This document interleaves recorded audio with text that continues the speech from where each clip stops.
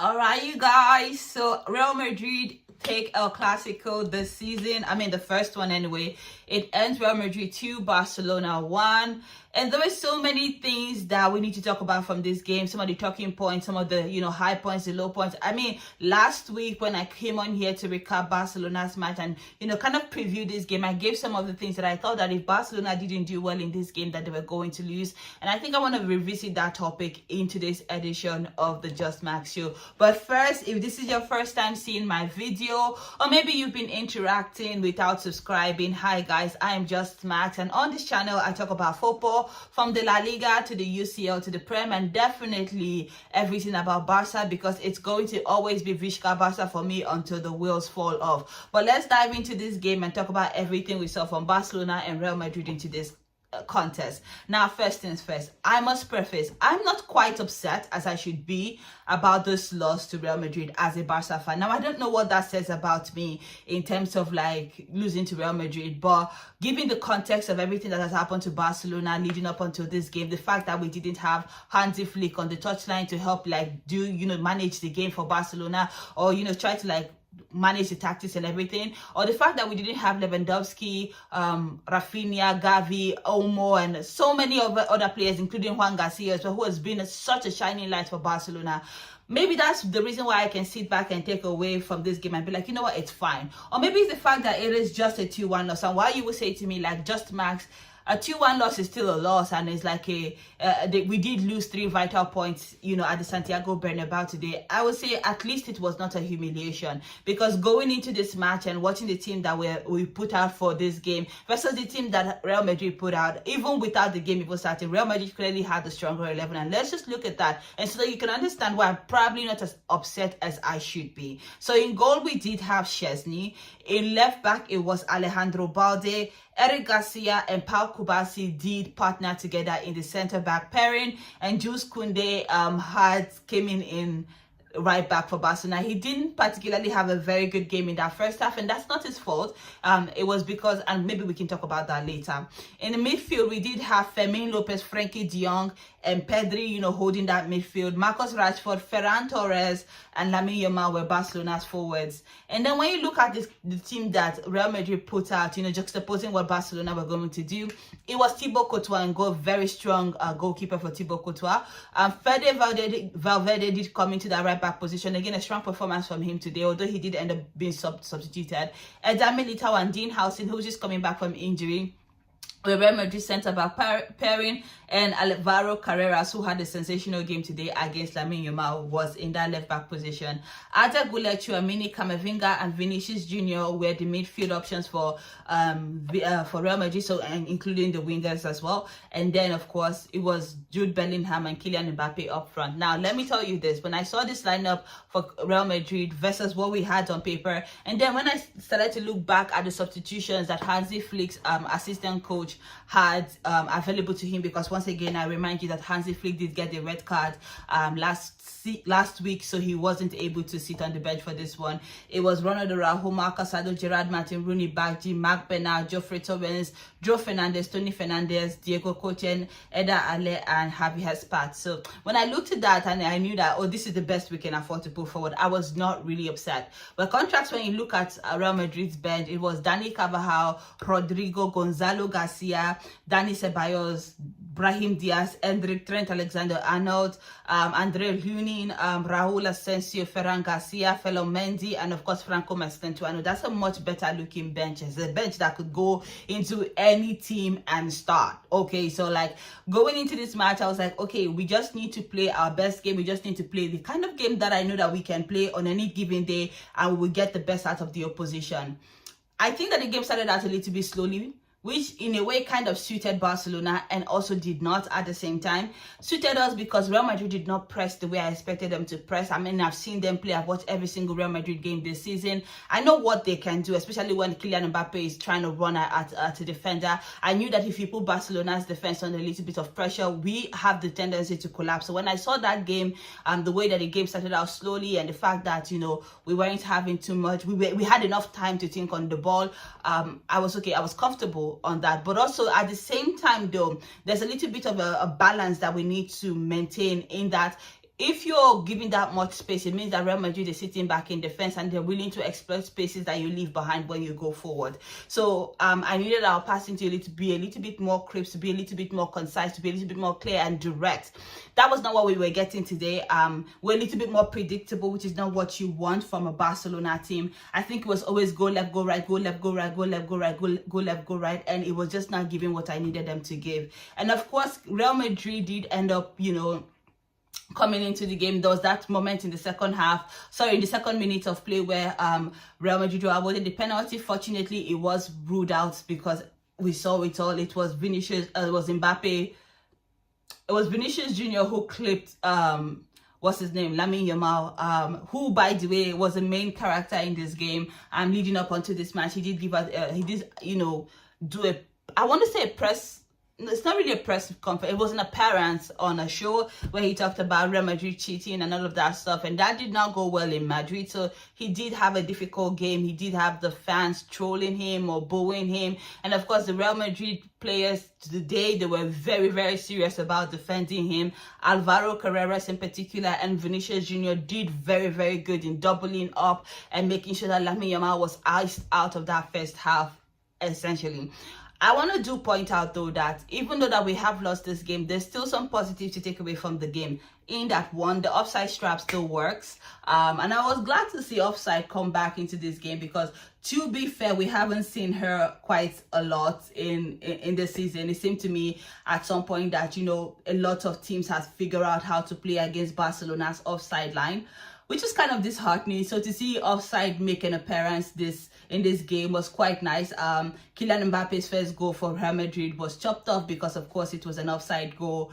He did end up getting another goal not too far after that, but offside played a major influence in this game, which speaks to the fact that when we focus, when we work hard together to maintain that high line, it still works. We just have to put in the work to do that. But from a Real Madrid standpoint, I thought that they did do a lot of, they were very, very, they were very, very disciplined in defense, I would say. While they were very comfortable, in my opinion, in allowing Barcelona to have the ball in some of the wider areas, when Barcelona started to come a bit more central, they ended up closing those passing channels that Barcelona likes to exploit, meaning that Barcelona just ended up kicking the ball left to right without any clear outlet for Barcelona to be able to create something that was essentially dangerous. Now, does that mean that Barcelona did not have any chance in this game? No, that's not true. We did have some good chances in this game, and I would look at Ferran Torres, who had an opportunity to put a shot on Thibaut Courtois' goal, but ended up passing him the ball.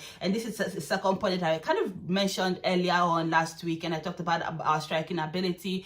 If Barcelona had a proper number 9 or someone who had an eye for goal or something like that, we probably could have walked away from the Santiago Bernabeu today with a win. But the fact that we did not have a Lewandowski or Rafinha, who is very, very good at, I would say, scoring good goals or be very good at just, managing those moments, just being very little was kind of something that I think that ended up hurting us, unfortunately.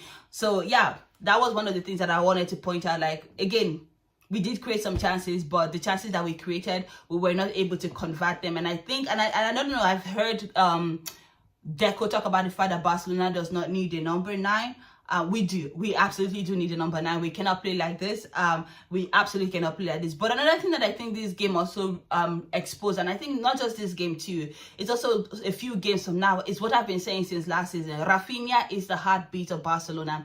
And I think that sometimes people forgot about that because, he was always consistent. He was always there for Barcelona. He was always putting in the work. And he was doing many of those things that, that I would say that a thankless job, but people don't realize that they're very quite essential for you to win a game. For example, the press, the kind of energy that he brings, the willingness to go in and defend and bring the ball up and running behind Lewandowski as essentially a second striker to Barcelona striker and being able to finish goals too. I mean, he might not have been flashy with a lot of his moves, but he just kept on doing the quiet things. Barcelona missed that today. We did get some of that in Fermin Lopez, whom I absolutely love and adore. But again, having two options on a pitch that can give you that kind of vitality, energy, and outlet, and scoring option too, is something that we missed today, and we missed it very greatly. We didn't have the same level of energy that I thought that we needed to bring to this game. And to be fair, Real Madrid didn't have the same level of energy that I thought that they need as well. So like, let's not get it twisted.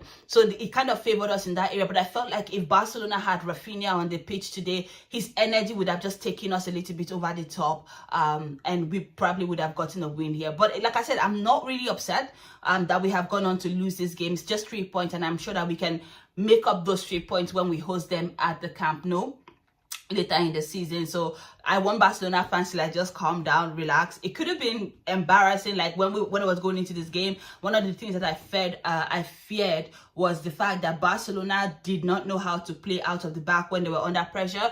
Now this is something I wanted to talk a little bit to Real Madrid. I was kind of surprised to see that they were not really attacking the spaces or attacking the Barcelona players, especially when they tried to play out of the back early on. And then they ended up remembering that they're supposed to be recovering those balls at, higher up in the pitch, and they started to try to attack those moments. I want to talk about the fact that I was impressed by Barcelona's playing out of the back today. It looked strong, although there were some moments there where they did end up losing the ball here and there, that allowed Real Madrid some dangerous chances, which again was something that I kind of called out last week, and I wanted them to work on. But I could see some improvement here, but it's what it is. We did end up losing the game. The second goal though for Real Madrid, I don't want to be one of those Barca fans that complains and be like, oh my god, oh my god, oh my god. But I can definitely see how a lot of people can be feeling hard done by, because I looked at it and I saw that Dean Houston did end up, elbowing Pau Kubasi when they jumped up to contest for that ball. I thought that should have been awarded as a foul. I think if it was a different team, it probably would have been awarded as a foul. So I was kind of disappointed and shocked that wasn't awarded as a foul. And then of course it took out Pau Kubasi and allowed Jude Bellingham to have like a very clear sight on goal. Is it something that I'm happy about? No, but I'm not going to make a meal out of it and complain about it, because, oh well, it is what it is. It wasn't given. We move on. Now, I'm not really happy. I'm not really upset by the loss, but I think that we can do better. I really think that we can do better. There's some positives you can take from this game. The fact that we were able to control the game. It didn't control it in the sense that, we were able to have more of the ball. I loved that. The only side disappointment in it is that we didn't create enough in my opinion. I felt like we were a little bit more predictable. So that's something I want Barcelona to work on moving forward. But also Pedri also got a red card, which is kind of something that you don't want to see at all. But at the same time, if you're a Barca fan and knowing how much games that Pedri has played, maybe this is, a blessing in disguise. He gets a day off next week. I think our next game is against Elche, so I'm quite confident that we can play a game against Elche without Pedri, although I would have preferred that he not have a red card in this game. Ultimately, though, it could have been worse for Barcelona. It's just 2-1. It's not embarrassing, I feel like it really isn't, considering the lineup that we had, considering everything in this game. Like I said, it's not the worst thing that could ever happen to us. There's some very positives to take away from this game, and even though I'm not happy with that we have gone on to lose, but I have to give credit where credit is due. Xabi Alonso did play a very, very good game. Granted, he did have a more complete squad than Barcelona on today's occasion, but it's what it is. I would want to touch a little bit on Lamine Yamal though before I get out of here. Lamine Yamal did not have a great game, and funny enough, a lot of people would want to troll him because he talked about the fact that all of those things. He made it a very big, and he kind of it kind of elevated the stakes of this game, and then he didn't really have his best Lamine Yamal game. But it's okay, it's all right. Some days are like that, and I want him to keep on being himself. Keep on being himself. The only thing that I would absolutely criticize Lamine Yamal for is his lack of defensive ability and combining with Kunde. I felt like in that first half and for much of the second half as well, he wasn't doing enough defensively. I talked about it last week and I'm going to talk about it again. Sometimes he needs to drop back and help Kunde in defend, just to ensure that Kunde is not being run past or he's not being double teamed by the opponent. He didn't do that last week and he didn't do that this week. Or by contrast, if you looked at Vinny Jr. and what's his name, and Alvaro Carreras, they partnered very well in keeping Lamine Yamal out, and it showed what you can do when you play as a team, right? So that's something that I need him to really, really work on. Sometimes when you're not really having your best game offensively, you can try your best to put your best foot forward defensively, and he did not do that. So sometimes I felt like he was not even on the pitch, which is kind of disheartening. So he needs to do better on that front. Barcelona, though, they did have an opportunity to level this game through Koundé, which is kind of like very shocking to see him in that center forward position, and which is why I think we need a center forward deco. But like he ended up wanting to chase the ball and control it before but he missed it. It ended up going to Thibaut Courtois. Unfortunately, it is what it is. Barcelona have lost this game. Real Madrid go 5 points clear at the top of La Liga. All Real Madrid fans are absolutely living for the week that they are having. I love it for you guys, but I am so sure that, we will be back and hunting you guys and hunting down those points like never before. So Barcelona, just chill. It's not the worst thing that could happen. While we do not want to lose a game to Real Madrid, we can always say, it's fine. They finally win one. We've been winning like a lot against them. So they finally win one. It's okay. It's all right. This is not the worst thing that could have ever happened. It's just a 2-1 loss, and honestly, I'll take that. I would absolutely take that. And that is it for me. Let me know what you thought about this game in the comment section. Who was your person of the match? Who stood out for you from a Barcelona point of view? Let me know. I want to know what you thought about this game, but this is what I thought. But until next time, until next week, we'll be right back here, right at it, discussing FC Barcelona and, of course, football in general. But till then, bye, guys.